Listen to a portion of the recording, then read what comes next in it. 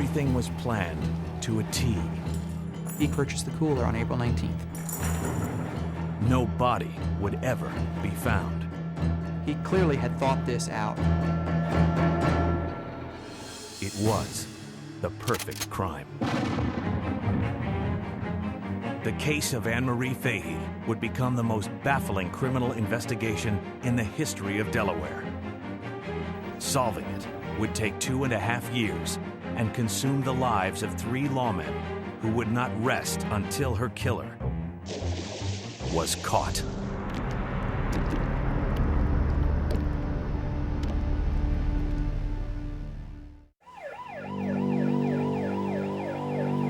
At midnight on a balmy summer evening in Wilmington, Delaware, on June 30th, 1996, police detective Bob Donovan received a call to investigate a missing person report. Respond to 1718 Washington Street in regards to a missing person.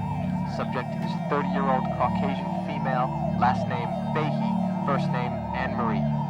When Detective Donovan arrived at a cramped attic apartment on 1718 Washington Street, he found Mike Scanlon, the missing woman's boyfriend, her sister Kathleen, and 2 girlfriends.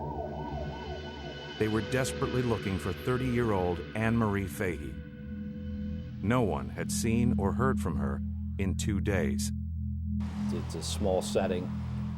Some of them are on the phone, some of them are looking around the apartment. Everybody's looking for something. Anne Marie Fahey wasn't just any missing person. She was the scheduling secretary to Delaware's governor, Tom Carper. Donovan found no evidence of a break-in or a struggle, but the apartment revealed disturbing clues. Anne Marie's answering machine hadn't been checked in 3 days. Bags of rotted food were left out in the open, along with her purse and wallet. And on the street below, her Volkswagen Jetta sat undisturbed. Her bed sheets were pulled back. There was clothes that were laid over a chair. There were food items out on the counter. And that was really unusual for Anne Marie because she was a neatnik. She was the kind of person that would make the bed before she got in the shower. I mean, they used to call her Anal Annie because she was such a neat freak.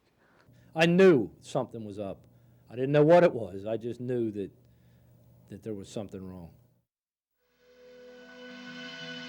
4 days later, the story of the governor's missing secretary had gripped the city of Wilmington. There are no clues to indicate she was abducted or hurt in any way, and that has investigators scratching their heads. Over 300 police officers, friends, and volunteers searched for Anne Marie Fahey in the area surrounding her apartment. It was one of the largest manhunts in Delaware state history. And hopefully, with everybody's prayers, we'll be able to find her soon. But the search revealed no trace of Anne Marie. Donovan believed he was no longer searching for a missing person, but a body.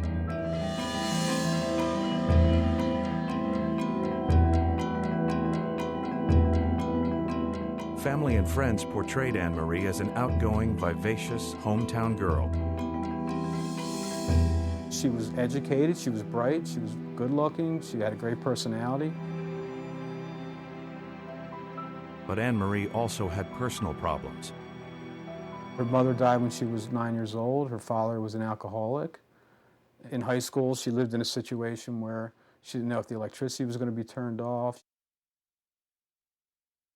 As a result, Anne Marie's 5 older siblings became surrogate parents.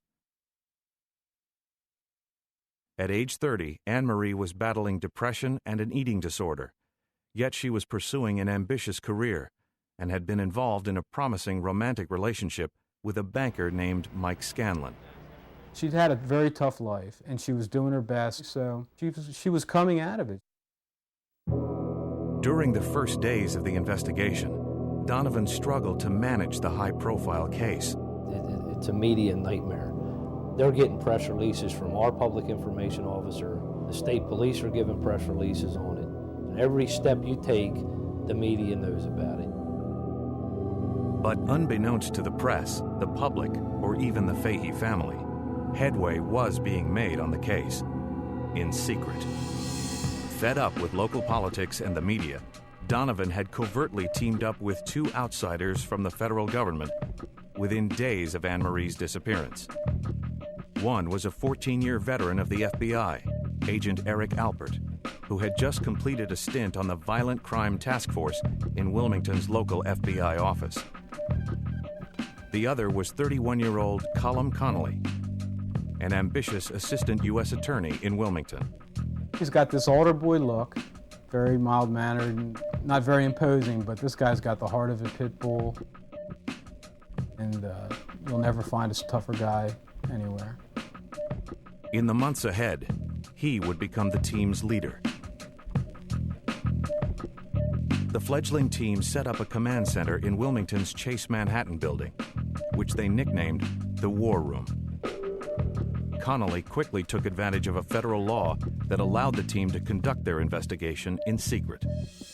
Was absolutely convinced that the case could only succeed if we had people on the team who were not talking to the press, to the family, to anybody outside the team. They then turned to their only piece of promising evidence in the disappearance of Anne Marie: her private diary, which contained a shocking secret. I have fallen in love with a very special person whose name I choose to leave anonymous. My life does not exist without him. The team discovered that these amorous words referred not to Anne Marie's boyfriend, Mike Scanlon, but an older married man named Tom Capano. They had been involved in a clandestine 3-year affair. This news stunned almost everyone who knew Anne Marie. Most of all, her sister Kathleen. It was horrifying to her to find out about her sister's secret life. Tom Capano also had good reason to keep the affair secret. He was one of the most influential and well-known lawyers in Delaware. He was wealthy, very wealthy. He was politically connected.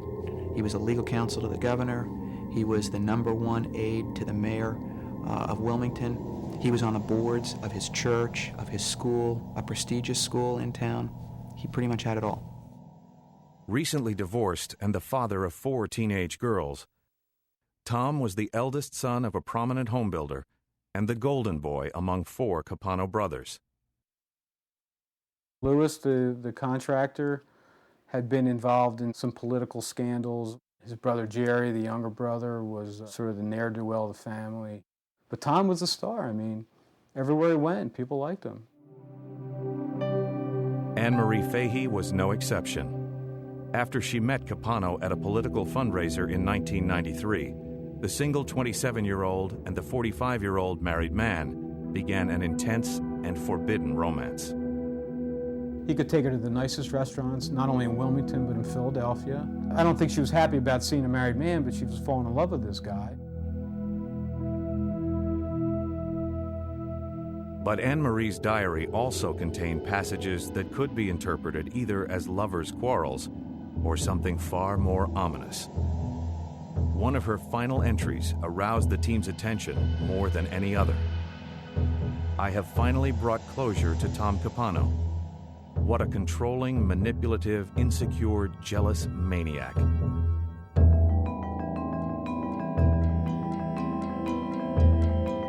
Tom Capano had been among the many questioned by Detective Donovan the night Anne Marie was reported missing.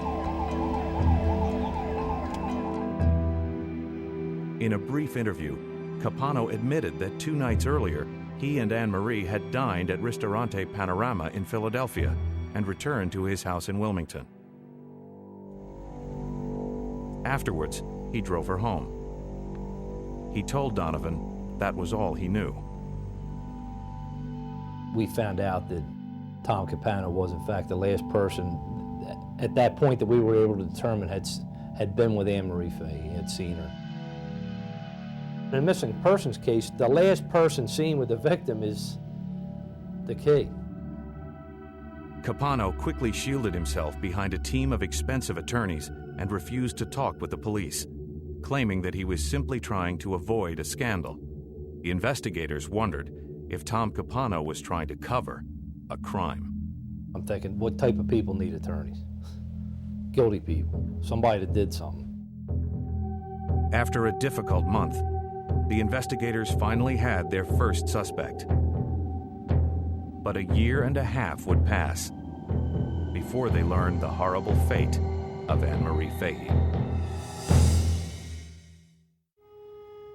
A month after the disappearance of Anne Marie Fahey, Connolly, Alpert, and Donovan had only one possible suspect: the missing woman's secret lover, Tom Capano.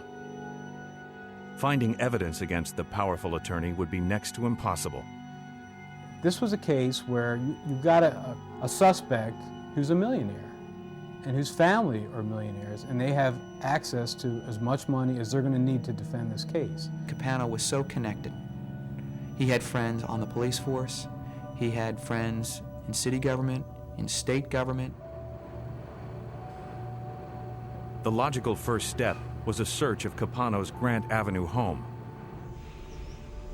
But without evidence that a crime was committed there, no judge would issue a search warrant. You can't bring a case just based on statements that people say that she wasn't getting along with him. You need something more concrete than that. He had no body, no weapon, no confession. We needed to put together a lot of circumstantial evidence to get into the house. Their first break came on July 25th. While searching Capano's subpoenaed financial records in the team's war room, one receipt caught Connolly's attention. I saw this entry for Wallpaper Warehouse for a little over $300, and I knew Capano was living in a rental house, and also knew he's not the type of guy to do home repairs himself. And so I turned to Bob and I said, "What's a guy living in a rental house buying $300 worth of wallpaper?" So we called a number and they answered a phone down there at Air Base Carpet Mart.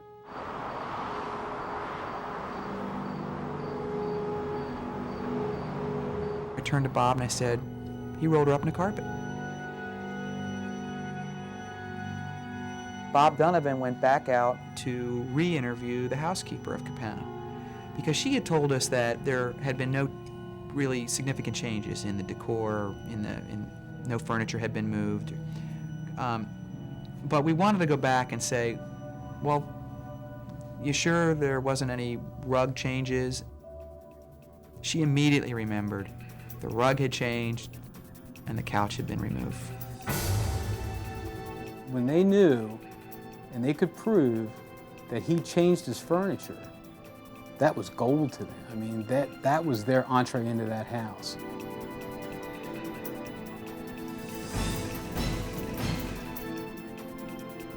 We sat in my office for about, I'd say, 8 to 10 hours, and I just typed as we put together an affidavit of probable cause. And we're just interjecting, yeah, we got this, we got that, we got this, we got that. With the new evidence, the team convinced a local judge to issue a search warrant. So 6 o'clock in the morning, we're knocking on his door.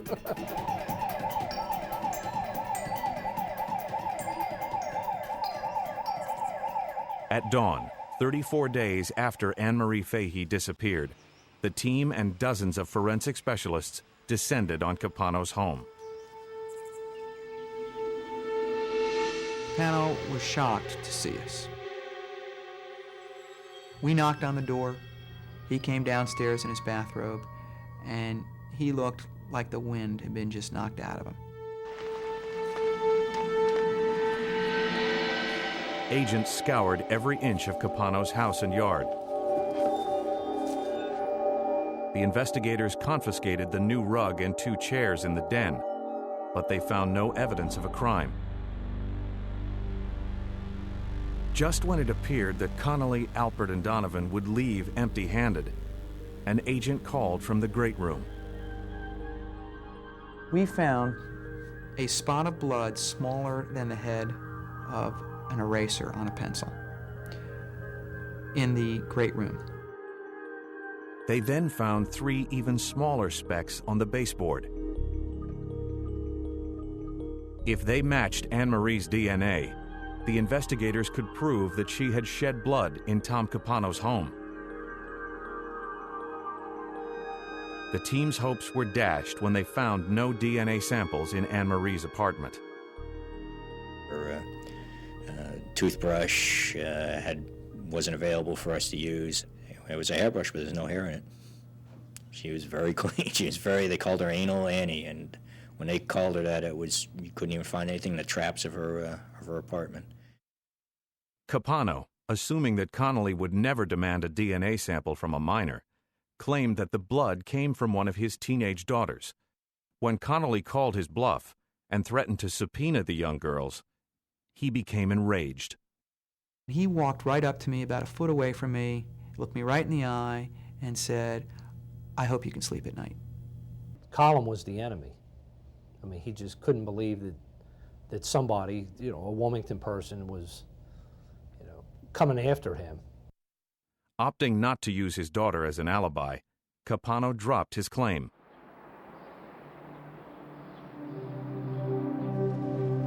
In the weeks after the raid, the shocking excerpts from Anne Marie's diary made headlines in Wilmington and nationwide.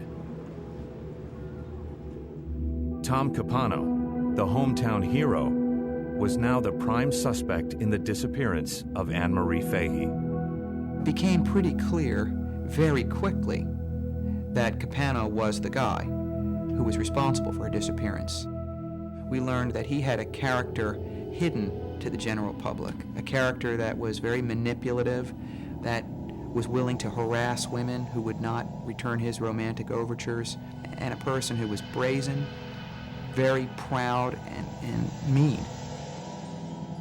This public vilification of Capano led to an important tip from an employee of Tom Capano's older brother, Louis, who ran the family construction business. An individual by the name of Shaw Taylor contacted us, and he told us that Louis Capano, the Monday after Anne Marie Fahey disappeared, had called the construction site and said, get the dumpsters at the site dumped. Shaw Taylor wondered why he wanted them dumped, because it was expensive to dump them, and they were not full, and they were not due to be dumped.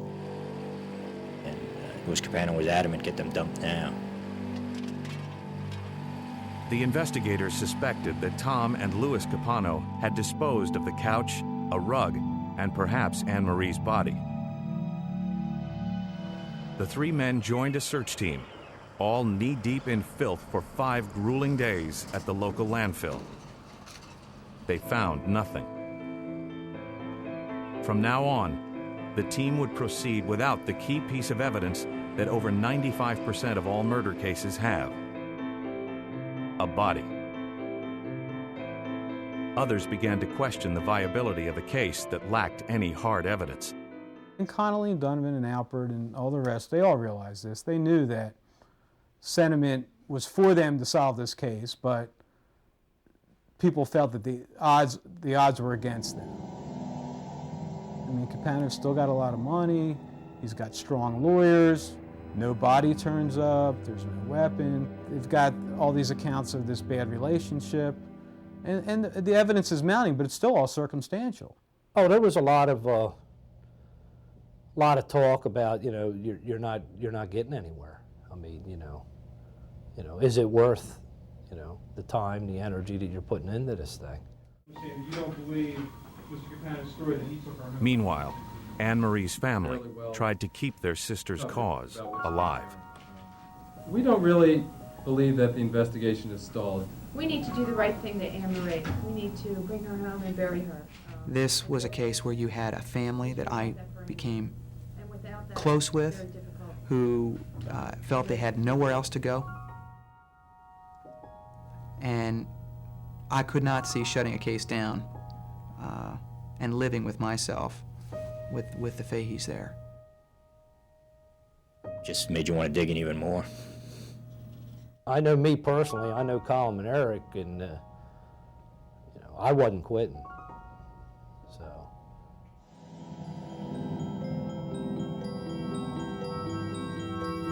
The unwavering determination of Connolly, Alpert, and Donovan would eventually force a new witness to come forward. His story would shock the entire team. But they would have to wait more than a year to hear it.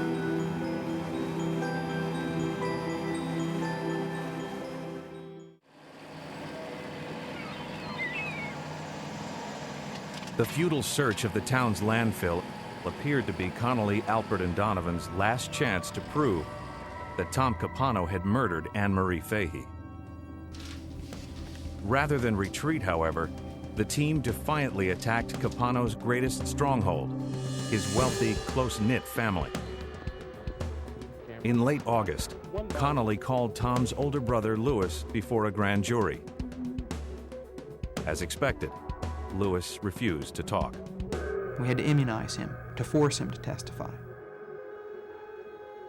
Louis then admitted that he had indeed been withholding something from the police. It wasn't a murder, but a brotherly favor. According to Louis, Anne Marie had attempted suicide in his brother's house by slashing her own wrists. After bleeding on the couch, the rug, and some of her clothing, she went home alive and well. Tom Capano was afraid of hurting his wife, and Louis told the grand jury that he, Louis, said to Tom, "Put all of her belongings in a bag and go put it in one of my dumpsters, and I'll make sure I get the dumpster removed the next day." We didn't believe it, but we couldn't disprove it. Louis had become yet another dead end in the investigation. The team would take a very different tack with Jerry, Tom's youngest brother.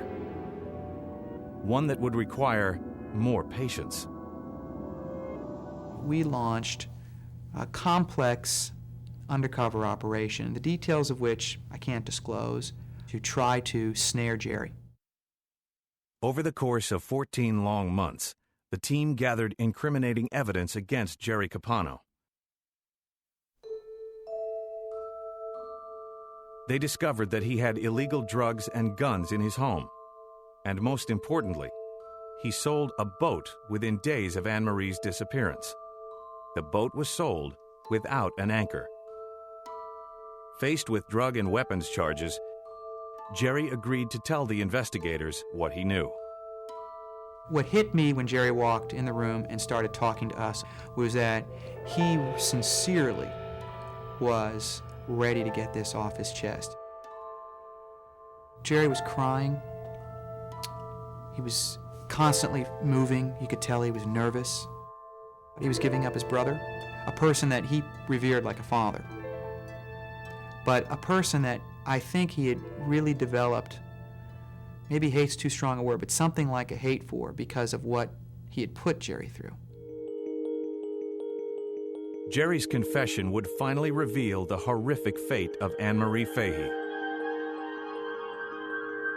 At 5:45 a.m. on June 28th, the morning after Anne Marie Fahey's disappearance, Tom asked Jerry to come to his garage on Grant Avenue.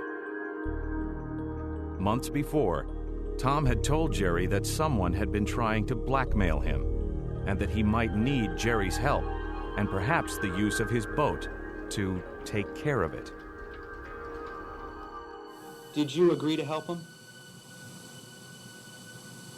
Yes. In these actual recordings of Jerry Capano's confession to Colum Connolly, he tells what eventually became of Anne Marie Fahey. And when you went into the garage at Grant Avenue, what did you see? I saw a cooler. Did you take the cooler onto your boat? Yes. And they took the boat about 60 miles out to sea.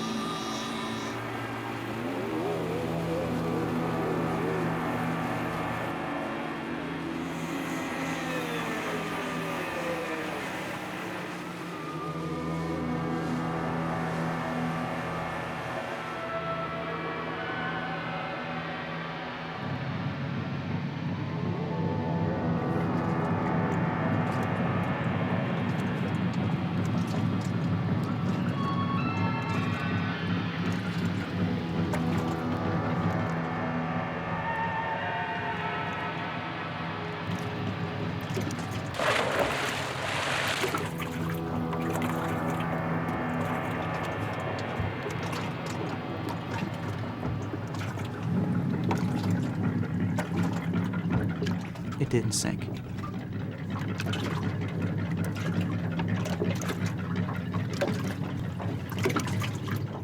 What did you do because it wouldn't sink?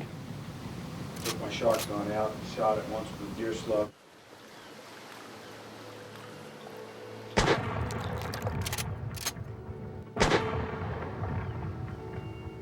Both men thought the cooler would sink at that point. It didn't.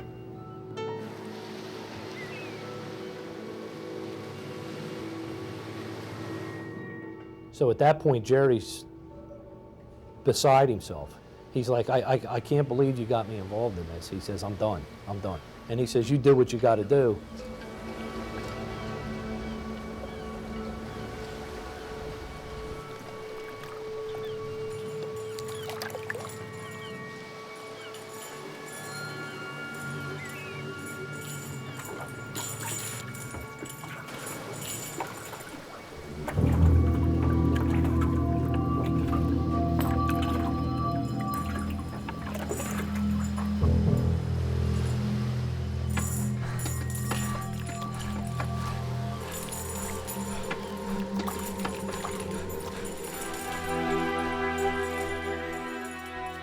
At some point, he asked Tom, are you done? And Tom tells him he's done.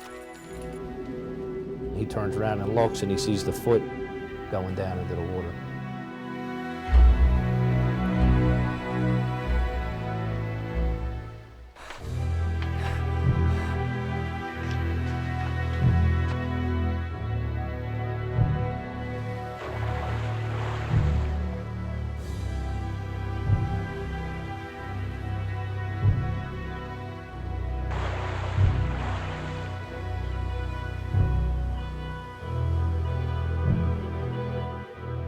It's just stunning.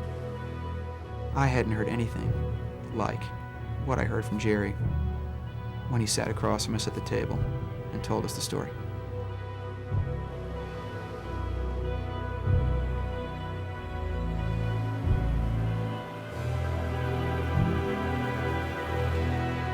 After the incident at sea, Jerry drove Tom back home, where they loaded a rug and a couch with a large bloodstain into Tom's SUV.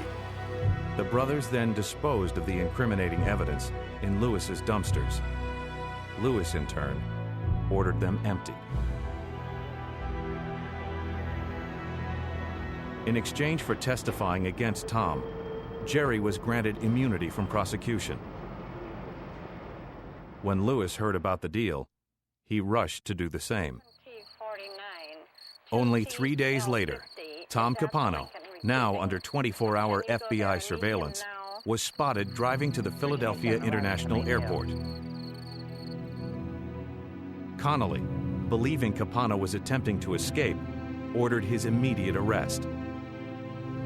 At police headquarters, the two lawyers had their second confrontation.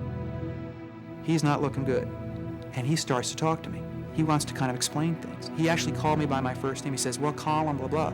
And I said, Mr. Capano, you're a lawyer. You know better than this. And I pushed the door back open and I said, and by the way, Mr. Capano, I sleep very well at night. Then, only a day after Capano's arrest, the case's most crucial physical evidence would appear, literally, out of the blue.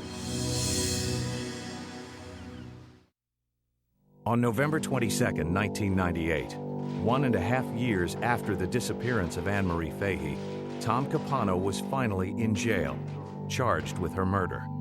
The arrest made news nationwide. For the first time, the public learned that Anne Marie Fahey had been dumped at sea in a 42-gallon ice cooler. This gruesome detail would lead to the discovery of the investigators' most crucial piece of evidence. A man called the FBI office claiming that his friend, a local fisherman named Ken Chubb, had a cooler similar to the one described in the newspaper, one with bullet holes.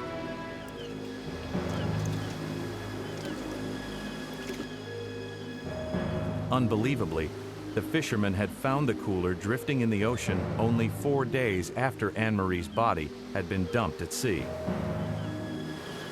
Because the men had been unaware of its grim significance, They eventually replaced the lid and put their lucky catch into a shed at the marina. And there it remained for over a year. I didn't believe it. I mean, who would believe that? A cooler that had been cast away 3 miles out at sea, found?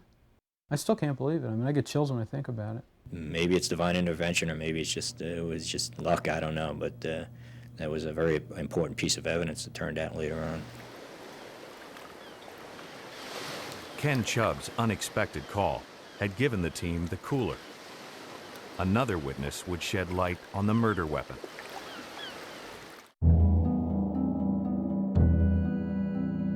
Early in the investigation, the team learned that Capano had been having affairs with several women besides Anne Marie, including a long-term relationship with a wealthy divorcee, Debbie McIntyre.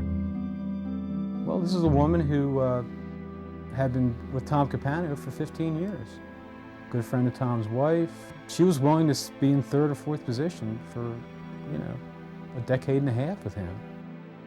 Knowing the whole Debbie McIntyre angle, I asked ATF to look for any purchases of guns made by either an individual whose last name was Capano or by one of Tom Capano's girlfriends, and in particular, Debbie McIntyre. With help from the ATF, they tracked down a receipt for a .22 caliber Beretta pistol purchased by McIntyre only a few weeks before Anne Marie's murder. In hours of previous grand jury testimony, McIntyre never mentioned a gun. Armed with the receipt from the gun shop and a shrewd plan, Connolly called McIntyre in for questioning.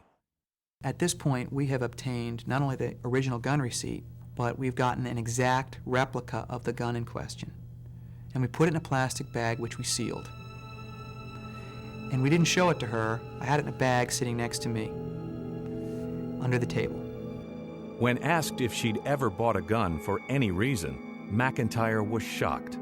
You tell when you look in somebody's face whether they're being honest with you or not, and she had that deer in the headlights look. She became incredibly red-faced, and she started to speak in kind of a rapid-fire, nervous tone, and she said, yeah, she had.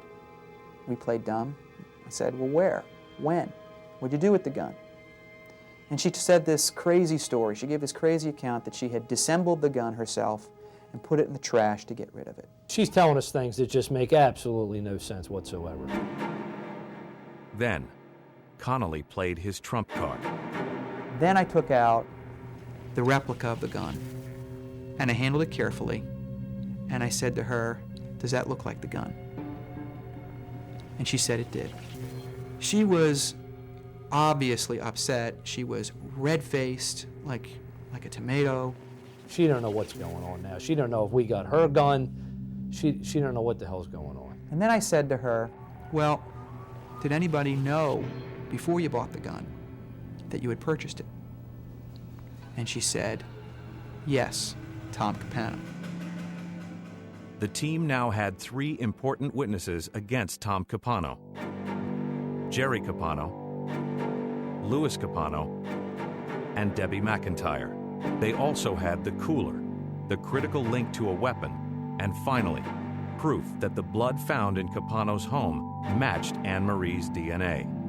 However, they would go to trial without a murder weapon, an eyewitness to the killing, or the body of Anne Marie Fahey.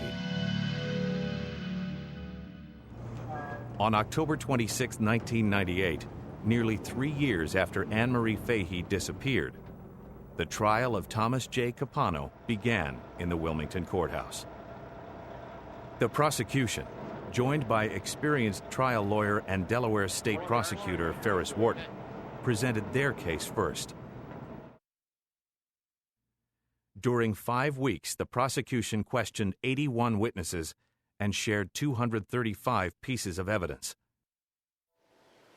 The most important evidence was saved for the prosecution's final day.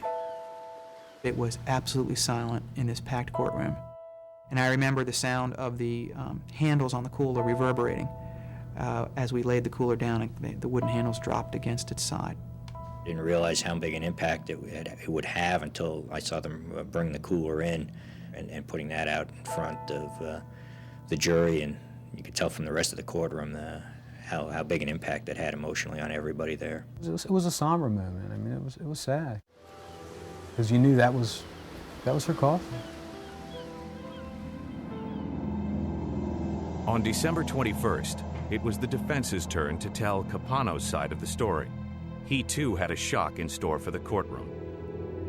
Against the advice of most of his attorneys, Capano demanded to take the stand in his own defense. He wanted to tell the jury that he didn't kill Anne Marie Fahey. His mistress, Debbie McIntyre, did. According to Capano, after dinner in Philadelphia, he and Anne Marie ended up at his house. While they were sitting on the couch, Debbie McIntyre arrived in a jealous rage.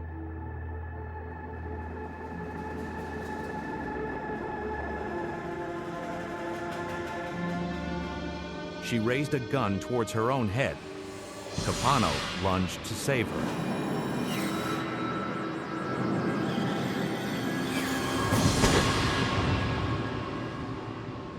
While Capano's claim that McIntyre had shot Anne Marie surprised the public, the prosecution anticipated the ploy. This was not a bombshell.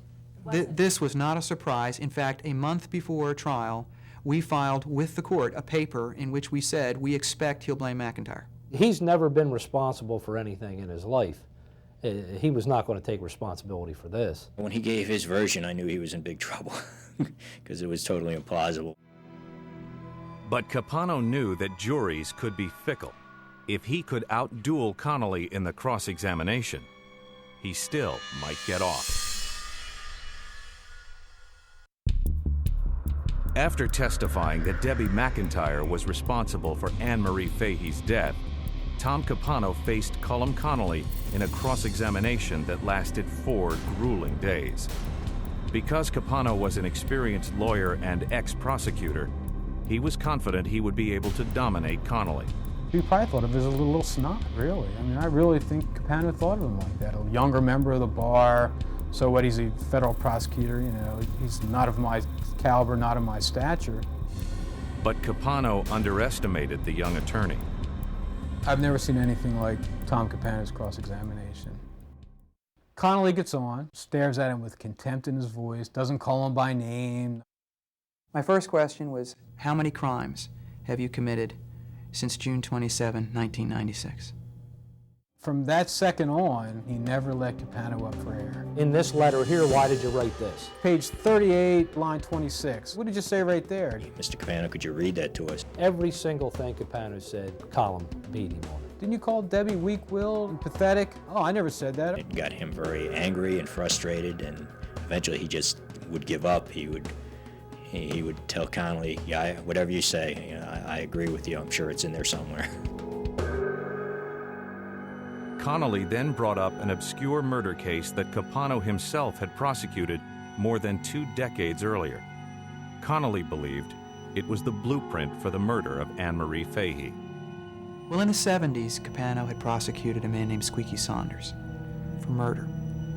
And there was a lot of evidence from the medical examiner and from FBI experts about how the death occurred in that case, because it was critical to the trial.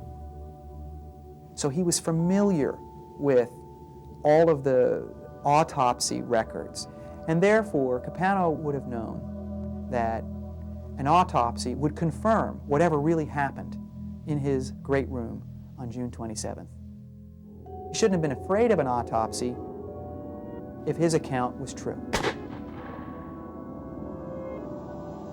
Connolly's line of questioning caught Capano off guard. He was very angry in court when I brought up the Squeaky Saunders case. And it didn't make sense. I mean, he got angry as soon as I started asking him questions about Squeaky Saunders. It only makes sense if he knew or he believed that I was going somewhere with it.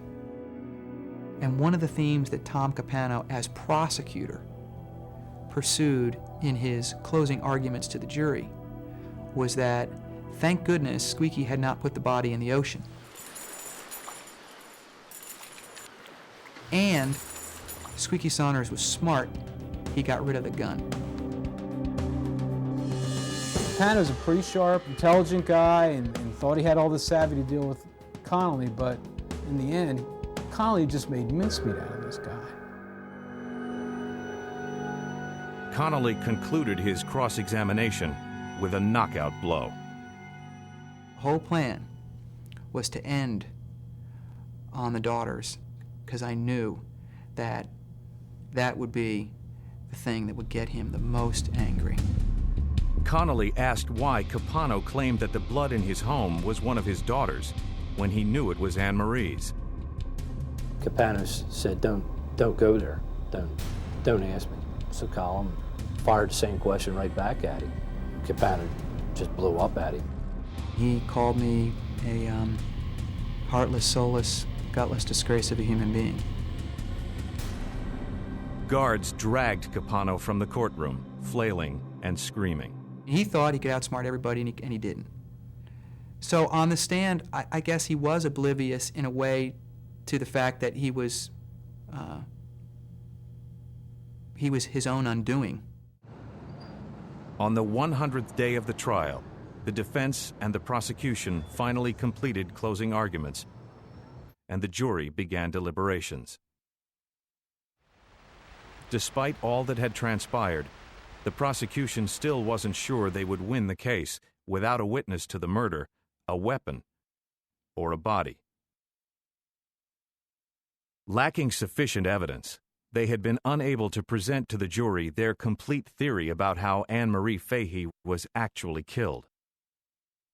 The prosecutors publicly reveal here, for the first time, what they believe happened to Anne Marie the night she was murdered. I think she tried to end the relationship on June 27th in the Panorama restaurant. And I think he said to her, "We can still be friends. You're right, we can make this work. And I just have this gift for you."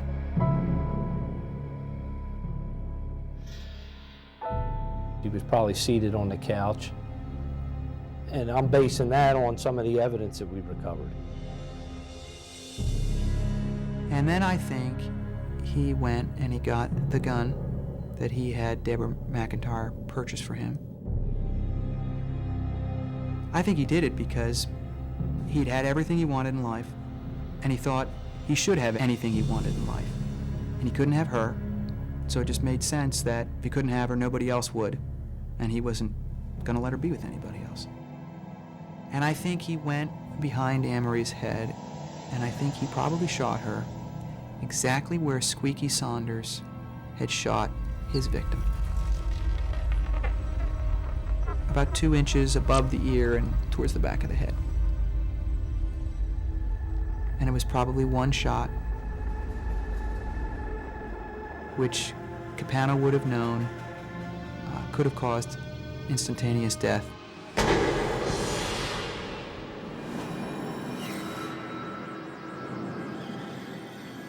He just shot and killed her. He wasn't going to have her telling him no.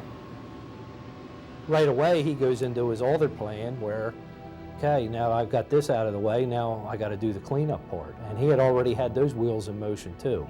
He had purchased the cooler. He had purchased a chain and a lock. He clearly had thought this out.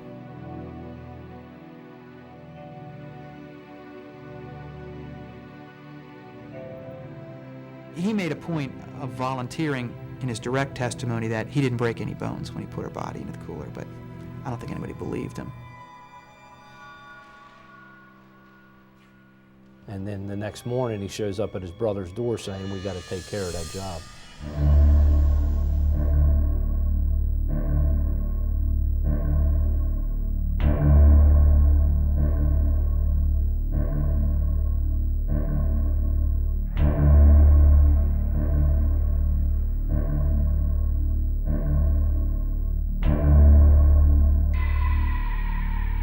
The jury never heard the prosecution's complete theory. Waiting anxiously, Connolly, Alpert, and Donovan finally received news from the Wilmington courthouse on the 3rd day of deliberations.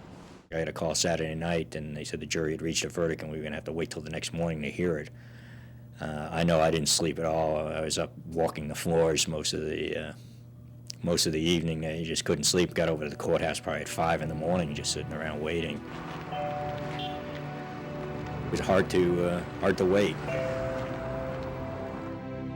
On a wintry Sunday morning, 932 days after the murder of Anne Marie Fahey, the jury foreman stood to read the verdict. Tom Capano, guilty as charged. Eric couldn't sit with us at the table. Only one agent could, and that happened to be Bob Donovan. And, we had spent so many hours together, so I kind of reached behind my chair, and, we kind of just held hands for a second. Colin leaned over and put his hand out, and I slapped it. When you heard the words "guilty as charged," it was like, we finally after all these years, it's over with.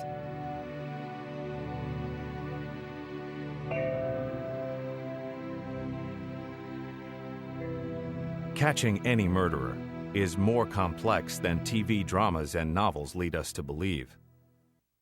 Perhaps no killer is more elusive than the powerful and well-connected. What you have to remember whenever you look at this case is that he almost got away with murder. But for a spot of blood smaller than the eraser on a pencil, but for getting his brother to flip, and but for the cooler, Tom Capano might be a free man. The Bible says, be sure your sins will find you. In this case, it took a guy like Tom Connolly and his remarkable team to make sure those sins were found. I think that's the lesson. Your sins will find you.